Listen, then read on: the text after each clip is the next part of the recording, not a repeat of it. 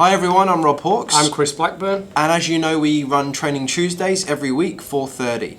At the moment though, with the coronavirus pandemic hitting the country and the world, we're going to be running Training Tuesdays remotely. Isn't that right, Chris? That's correct. So everybody stay safe. We will still be ensuring that the training happens on a weekly basis, but we will be working remotely through that process too. Excellent. Thank you. All right. All right, let's get started. It's 4:30. It's Training Tuesdays with myself, Rob Hawkes. Yep, and my name's Chris Blackburn. And together we run Training Tuesdays. So as for those of you who haven't been privy to the little pre-show that we just ran, Chris and most of the ISR team are working remotely due to the COVID-19 trying to stem the flow of infections. So how have you found working from home, mate? Really productive. I think one thing at home, as long as you've got a busy to-do list and a busy task, it removes any distractions for me. So today's been business as usual, back-to-back communication, calling up existing clients, seeing how they're getting on, speaking with a few new people that are now looking to learn digitally as well. So hopefully it doesn't change when things get less quiet, but you know what it's like for us, Rob. We don't really get quiet times, mate. So the business as usual is predominantly that, just taking the right precautions to stay fit and healthy. That's obviously what we're doing now. So we have the old English saying, "Keep calm and carry on." I think reigns true. But you're still in the office though, Rob. Maybe explain to people why you're in the office and I'm not. Yeah. So the reason why I'm here is that I've got a 3-year-old and a 6-month-old. So the ability to try and lock myself away doesn't really happen. So being the only person in the office, I can still self-isolate from being in contact with anybody. So I'm still here, whereas everyone else in ISR, the marketing team, we've got everybody, the videography team, everyone is elsewhere. So we are adhering to the to the rules of what people are suggesting that we do. So anyway, let's get into it. Today, what are we covering, Chris? Today we are covering personalisation. So me and Rob, we're never even the smoothest when we're next to each other. So we will try everything in our power to make sure that this is smooth and it's not too jumpy for everybody as well. But we want to make sure that we're still doing this on a weekly basis, communicating with everybody and having the ability to do that. So even if we're not in the same room, this is the power of digital training. It means we can still do the same thing, even though Rob's the next suburb over, based in Surfers. So today we're covering personalisation though. Some may know it as customisation, but essentially what we're going to do today, we're going to look at kind of what personalisation is, how to use it, and then why and when. I guess just for a bit of participation, if we just want to get some sort of industries in the chat would be good.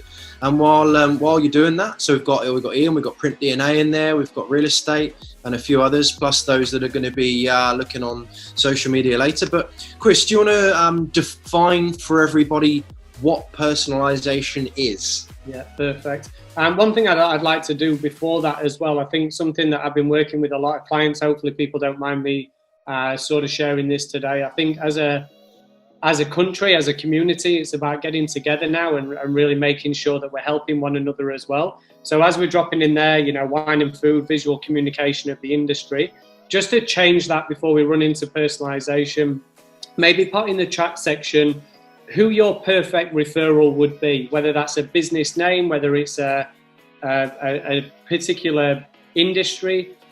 Who would your perfect referral be? If me and Rob know people within the network, or you may even have your perfect referral in this meeting now, let's see how we can, sort of collaborate as individuals and see how we can help people. That is personalisation, I reckon.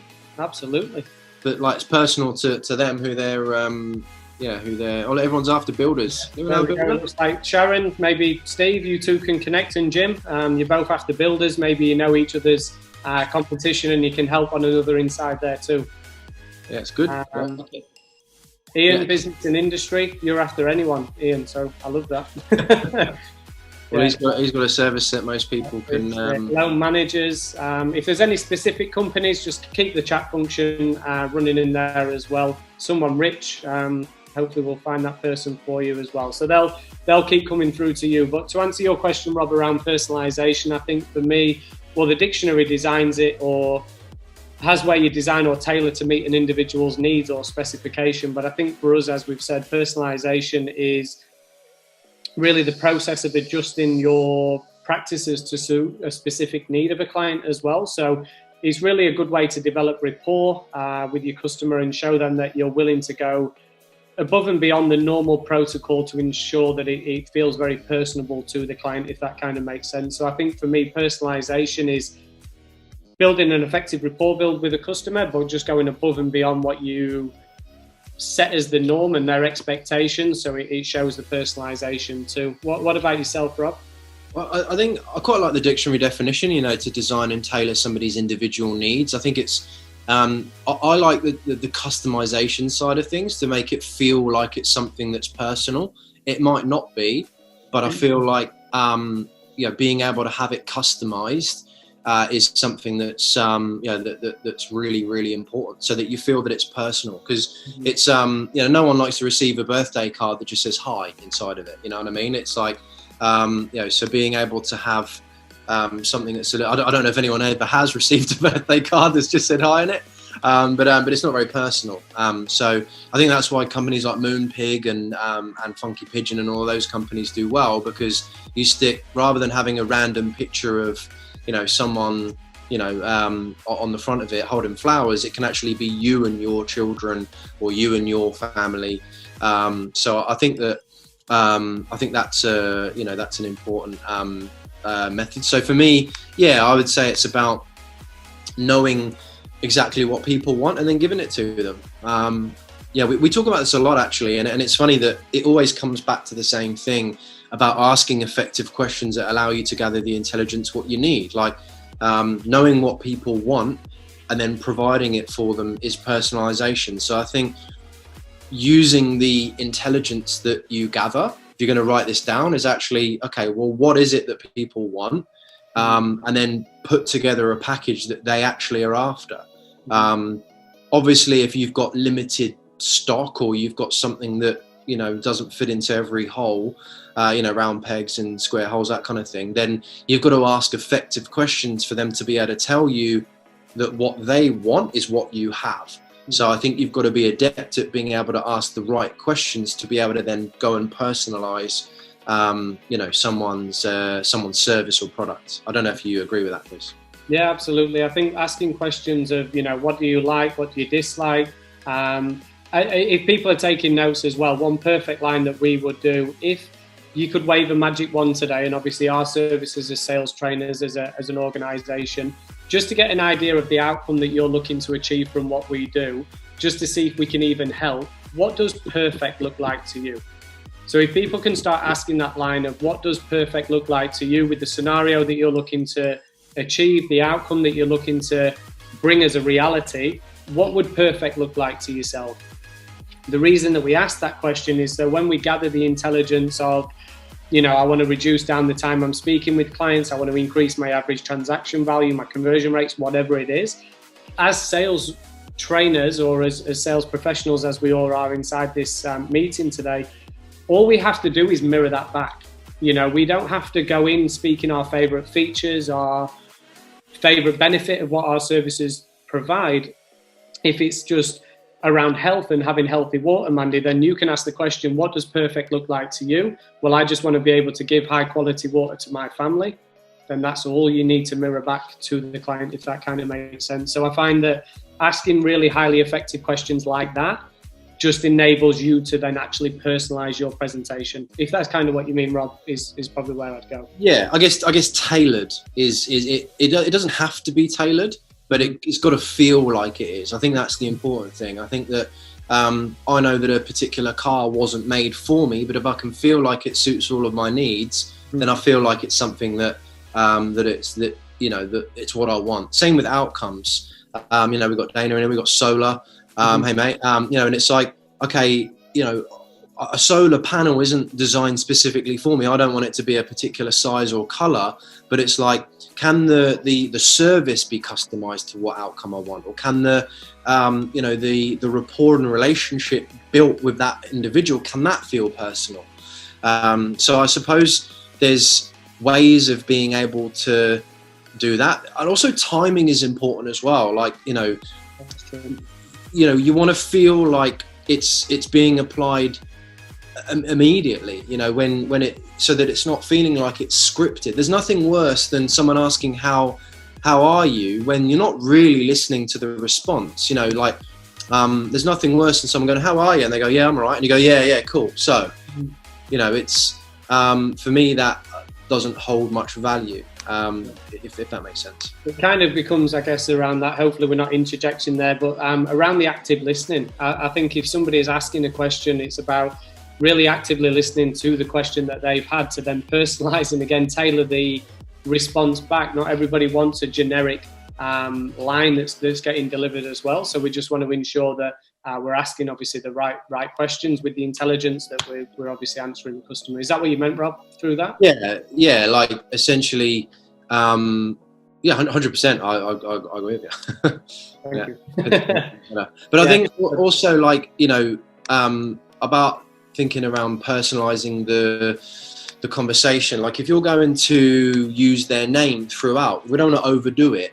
But you want to make sure that throughout the interaction, actively listening, that's personal. Feeling like, okay, well, I'm actually listening, sometimes repeating back what somebody's said. So actually saying, yeah, okay, I'll get your perspective. So what you're saying is X, Y, and Z. Is that right? Yeah. So it's almost like I'm reaffirming what you've said so that it feels personal, so that you're not just going through the motions. Yeah. There's nothing worse than feeling like somebody is just literally just going through a tick box exercise, because I feel like it's not customized to my needs, even though it may be the same as what somebody else is going to purchase down the line. But maybe as a challenge, can you personalize it? Are there ways to at least make the customer feel like it's personalized? If that makes sense. Yeah, I think even the smallest thing, I know we work on the 1%ers, but even the smallest thing of spelling the name correctly. I mean, I'm looking at people in here of, April, Mandy, Sharon, Josie.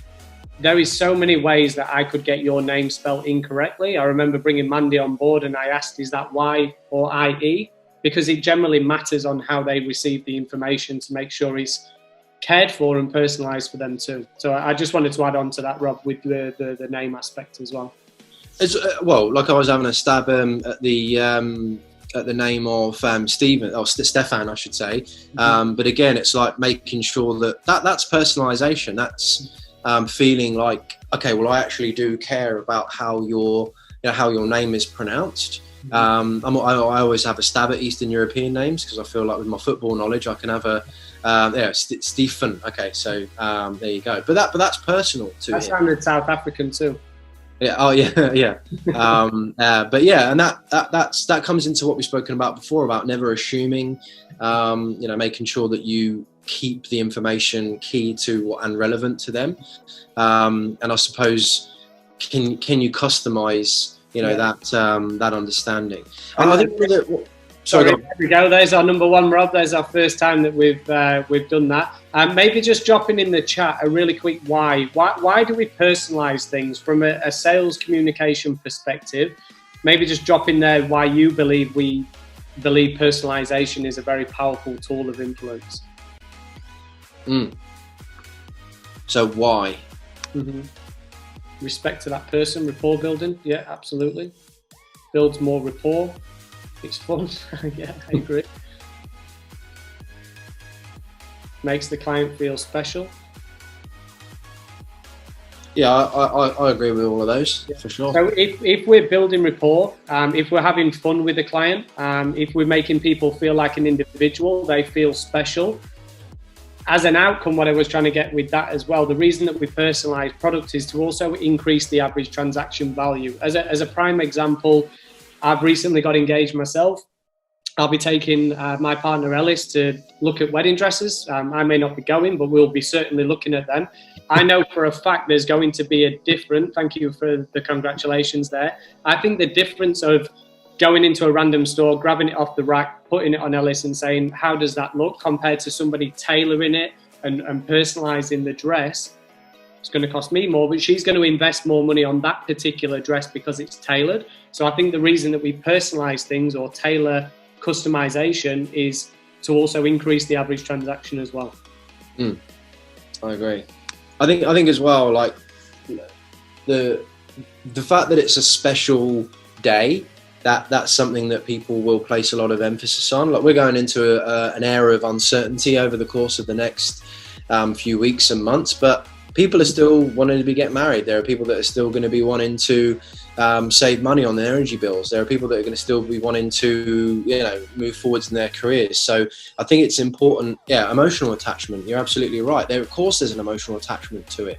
There's a reason why, Coca-Cola do so well with the customized, bottles of drink, and you'll spend hours trying to find the one that's meaningful to you. Like I've gone on holiday and spent 25 minutes trying to twist the the spin thing around with the fridge magnet that's got my name on it. I'm quite fortunate I got a generic name, but I don't know how some of you struggle to find it. But that is emotional. It feels like it's something that feels very special. Like we work with a company. Because you know them quite well, Your Social Voice. You were talking about that recently, about personalised contact. Yeah, I think we had a delay there. You obviously said Your Local Voice. So yeah, we're working with a business, and Jack Corbett actually shared that in one of the webinars on how to wow your clients after the sale. So inside the academy, I'd highly recommend to go back in and watch that 1 hour session with Jack. He actually covered a business card that we received from a gentleman by the name of Kim Barrett. I'm not too sure if Kim's in here as well. And he actually sent a business card with a personalised video thanking Jack and Ryan for their time and their services, and a very personalised message as well.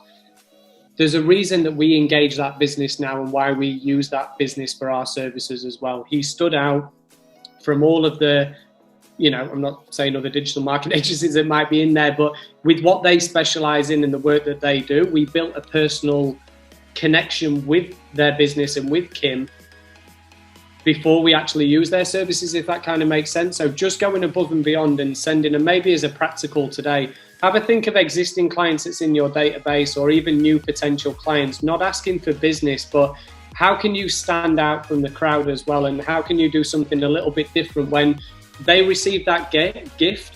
The first reaction that customer has is, oh, wow. If you can create that wow factor, you're going to be very personable as well. If that's kind of what you meant with that, Rob. Yeah, 100%. Like I think another thing, something I did over Christmas, which Ryan also did, was send personal video messages to some of my my network. That was current clients, so people that had already invested in our training, just to say a real quick 30-second video to say, hey, hey John, I really appreciate your time. Hey Peter, Alcott Hire, and actually say, really appreciate your custom this year. Thank you for being a valued client. I remember a video that Frankie sent us. It was so memorable. It was on a beach somewhere, just thanking us for the growth that he's seen in his business. We all sat around and watched it together. It was quite special. So it doesn't take. I guess there's a reason, Rob, why you remember that video as opposed to the amount of videos, content that we get and receive, right? There's a reason that Frankie stuck out in your mind, because it was very, very personable. Yeah, 100%. And it meant that I felt like he'd taken the time to do it. And it's the same with potential clients. So I sent video messages to say, look, we may not have moved forwards this year, but I'm hoping that we can continue on the journey. And if you're ever looking for sales training, then feel free to reach out. And then the response that we got from it was incredible. So as Chris just said there, how can you personalize? It's like text messages. Yeah. Simple as just putting the person's name and, like Chris said, spelling it correctly. Doesn't matter if the rest of the message is fairly generic. Maybe follow it up with a little bit of rapport based, something about them. you know, whether it could be the child's name, or, you know, there's that great book about how to win friends and influence people, Dale Carnegie, about, you know, remembering people's names and information about them. Again, that comes back to the intelligence that you've gathered on that conversation. Maybe not the best reference, but their favorite sporting team. You know, how the team getting on? Well, we haven't played in 6 months, Rob. Great, like everybody else. But you know what I mean? It's just some form of personalization. Yeah. I think using this time elegantly as well, and actually reaching out to people in this time, and, you know, hey, I just thought about you. I just wanted to drop you a message to let you know I'm thinking about you, and I hope everything's running smoothly with your business. With no call to action, that's just a personalized message that you generally want to send through. So maybe just a quick why in the chat. Is this, again, we're not giving ideas specific to your industry. I respect that because we're only limited on time. But is this kind of making sense and giving you thoughts of how you can then take this away to put this into your follow-up processes and your day-to-day structure with the clients too? Maybe just if this is making sense, that would be awesome to kind of idea. Getting a few yeses, that's a good sign. Yeah. I think yeah, one of the things, and they're very subtle, you know, subtle tips as well, making me feel a little bit overwhelmed. Yeah, can be.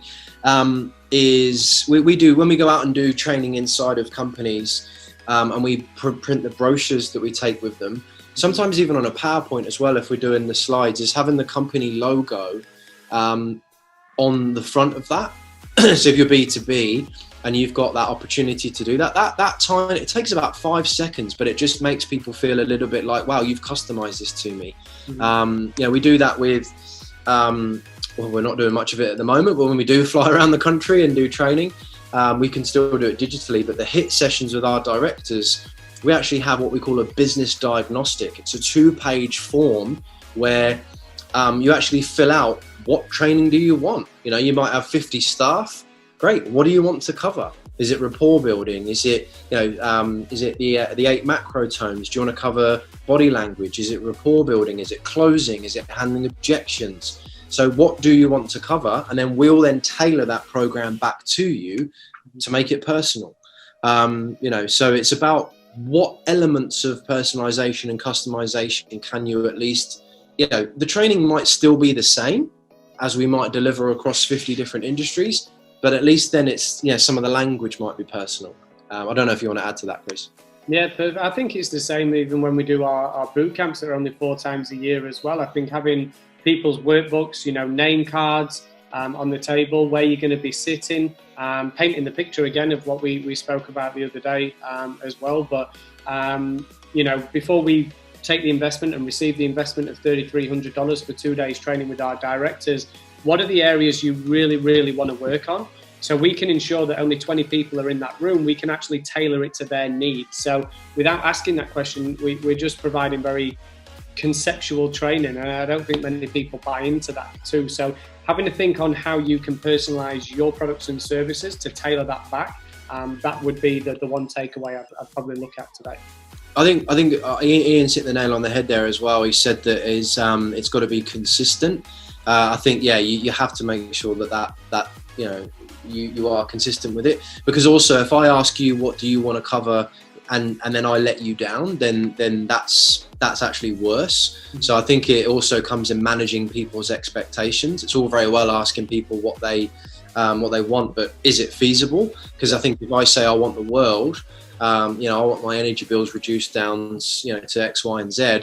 It's like, well, okay, is that possible in this current climate? Okay, you know, when we're, you know, and there are people that thrive in this and there are people that won't, and it's about can I manage people's expectations throughout? Yeah. But knowing what they actually want and how it could be personal, at least then if you say I can't do it, you know, they'll respect it. But same with, sorry, go on. Would that help, Rob, from a customer service standpoint? What would be your, obviously I speak with clients and then they speak with you after. So how would you, anybody that's in customer service or secondary voices with clients or multiple people dealing with the same client, any advice you can give on, I guess, sort of handing up a customer or a second voice? Yeah, I think if you're in a situation where you're like an account manager or you're taking on responsibility after sale, I think asking them what their expectations are from it So great, we've booked you in for this. What are your expectations? Okay, we're coming in to do X. What are you expecting?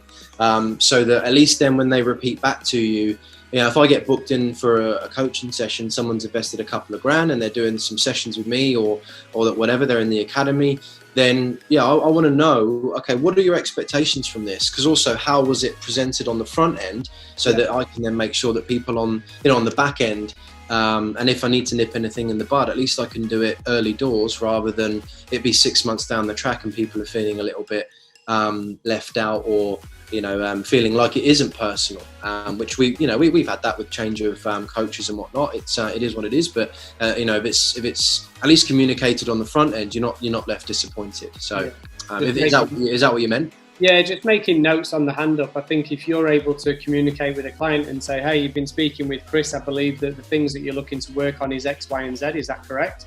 He's just saving them time too, and you just come in as an expert, and it shows we have a smooth system. So I think that's what I was trying to get across there, was just making sure that if you're handing a customer over or somebody else is going to be speaking with that client, just make sure they're all across that as well. Just so, again, leaning back to personalisation, it feels like they're taken care of as an individual. It's not just a blanket, tailored sort of system where anybody else can use it. It's very personable to them.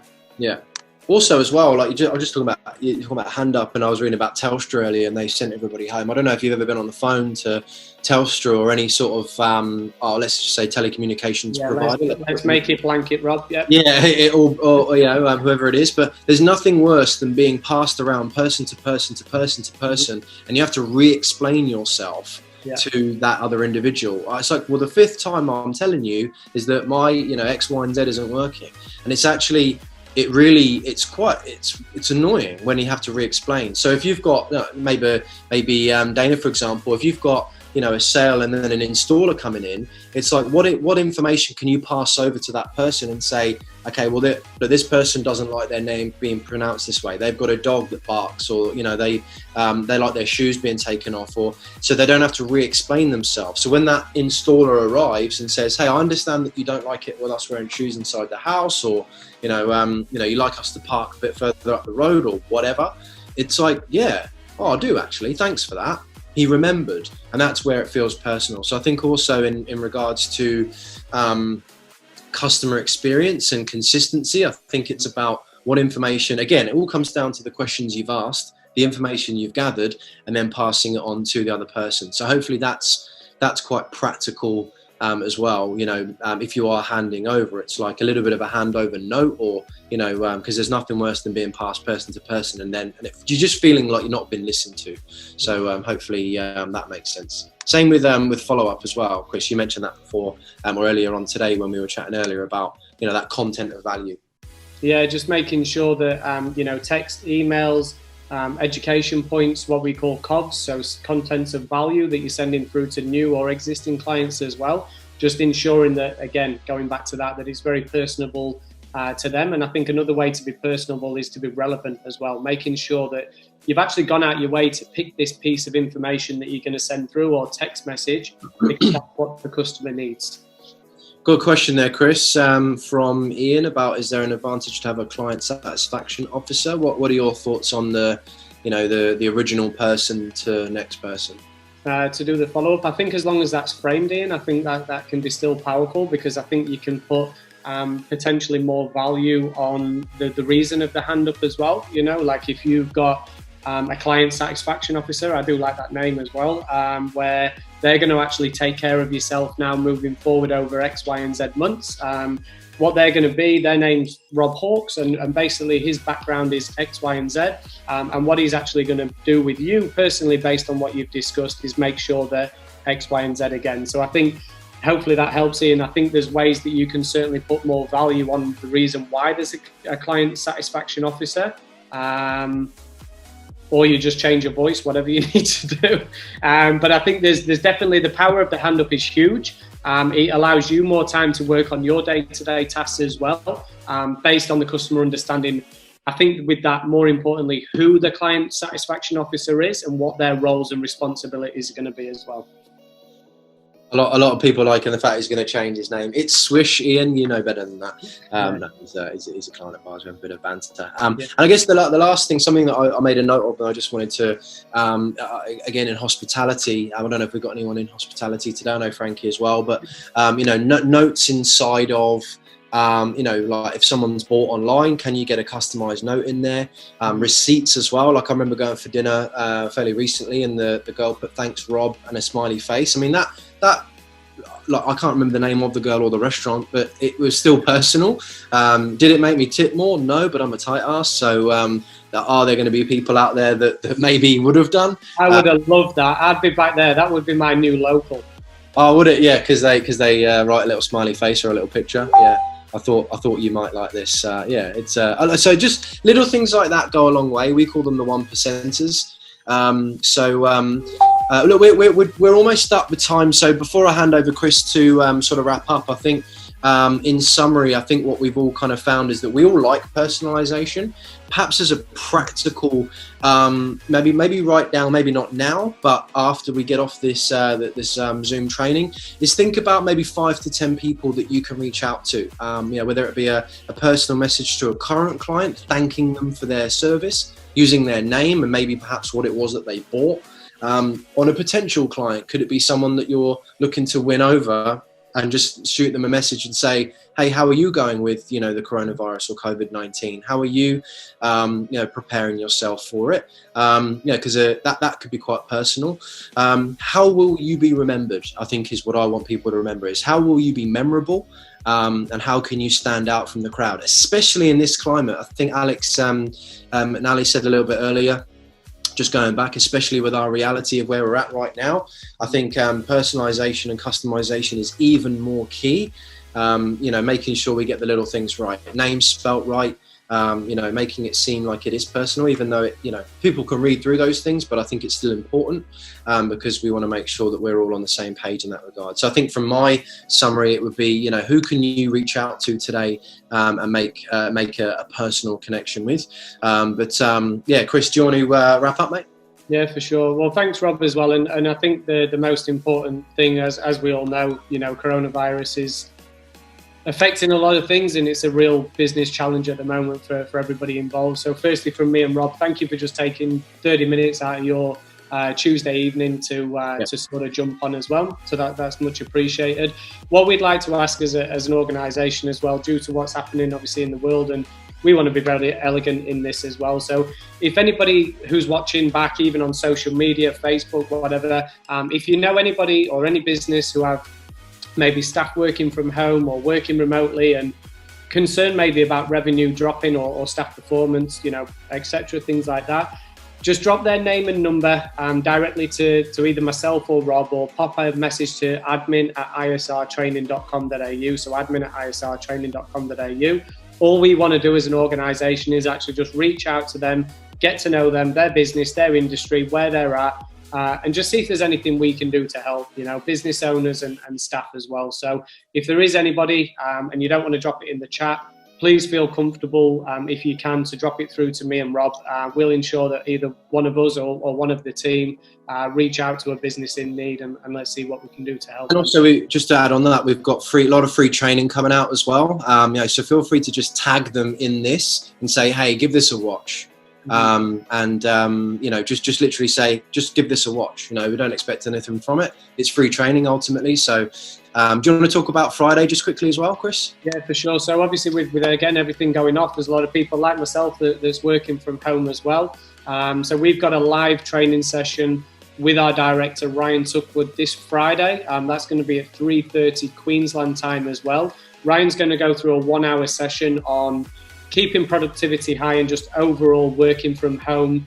So if you've got any staff or anybody that unfortunately has to be a bit external for the next few weeks, then there's a live session that's an open public event. It's not just for our academy clients as well. So anybody that that is in self-quarantine, like Sharon and Jim, have a jump on live this Friday, watch Ryan, and just share that obviously across the socials as well. But like I said, to wrap things up, me and Rob are very grateful at the opportunity to do this on a weekly basis. We're enjoying it. hopefully you guys are taking some practicals that you can put in your business as well. Next week, we're going to cover social verification. So how to, again, with online, building more of an online presence and having that social verification. Same time, same day, next Tuesday. We look forward to seeing you all there. So Rob, if you want to wrap it up, that's everything from me. Yeah, don't forget to like, share and subscribe and comment when we share it on Facebook later on. So yeah, just continue to sort of reciprocate in that fashion. But thanks a lot for everyone for your time this evening. Stay safe. Everything will be okay. We'll get through it. As long as we all pull together. So I really appreciate your time, everyone. And yeah, we look forward to catching you next week. Take care, everyone.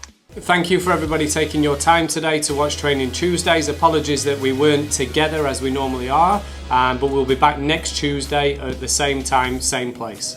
For social verification. See you there.